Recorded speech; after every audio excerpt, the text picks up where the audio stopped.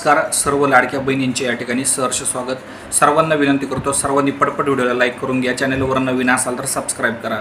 राज्यामध्ये सध्या जर बघितलं तर ज्या लाडक्या बहिणींना 23वा हप्ता कधी येणार ते आपण जाणून घेणार आहोत। त्याचप्रमाणे जर बघितलं तर 21वा आणि 22वा हप्त्यासंदर्भात काय अपडेट समोर आलेले आहे ते सुद्धा जाणून घेणार आहोत। सध्या स्थिती जर बघितली तर जे 23वा हप्ता कधी मिळणार, तर ज्यांना 21वा आणि 22वा हप्ता मिळालेला आहे त्यांनाच आता 23वा हप्ता मिळणार आहे। तर तो हप्ता जो आहे पुढच्या 15 दिवसामध्ये मिळण्याची शक्यता आहे।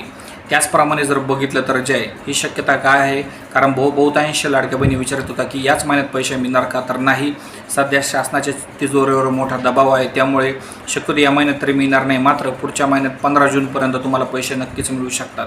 त्याचप्रमाणे 21वा आणि 22वा हप्ता ज्यांना आलेला नाही त्यांची तुम्ही चेक करून घ्या, तुमचा जो DBT आहे तो ॲक्टिव्ह आहे की नाही ॲक्टिव्ह आहे।